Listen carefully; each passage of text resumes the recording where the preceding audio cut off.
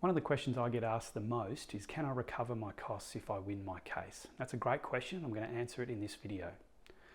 Hi, I'm Alex Martin. I'm a commercial litigation specialist, and these are my no-bull legal tips for business owners. Okay, so can I recover my costs? So first of all, you've got to win your case. And if you win your case, you've got to convince the court that it's just, that it's fair, that you get a costs order in your favour. Now, in most courts, if you win your case, you will be entitled to a costs order in your favour, but you need to get to the end. It's very rare for costs orders to be made in the interim as the case goes. It can happen, and they're normally small costs orders, but to get the bulk of your costs, you really need to wait till the end of the litigation, till the end of the hearing, and then the judge will decide on costs. And if you're successful, you have a good chance of getting a costs order. But the issue is that most cases never get to the end of the hearing. 98% of litigation in Australia is settled before the final hearing, so it's unlikely that you'll ever have a judge considering a costs order at all. What's much more likely is you'll settle the case in a mediation or in a negotiation. And in that context, you might get an agreement from the other side to pay your costs. That can all be part of the horse trading of a negotiation, but often legal costs are given away as part of the negotiation. So it's reasonably rare to have a settlement agreement that has a substantial portion of legal costs paid by either side.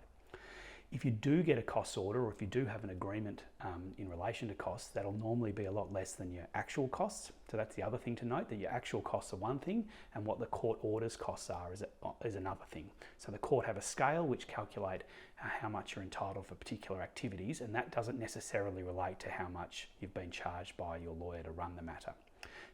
The other important point is that if you have the right agreement in place, you'll be entitled to your costs as a contractual right. So if your terms and conditions say, if you breach these terms, then you have to pay my legal costs on an indemnity basis. If they have a term in there along those lines, then you'll actually be entitled to your costs as a contractual right, and you'll be able to sue for the claim plus the costs, and you'll be in a much better position, a much stronger position to get your costs and to get your full costs, not just some court scale amount. So in summary, you are entitled to your legal costs if you win your case in most circumstances, but that's really at the end of the matter, and you're unlikely to get to the end of the matter. So you're likely to have to fund your legal case yourself. In some circumstances, you can get litigation funding, but that's a whole nother video. I think you really should be in a position where you're expecting to pay your own legal costs, and if you recover some from the other side, then that's a bonus.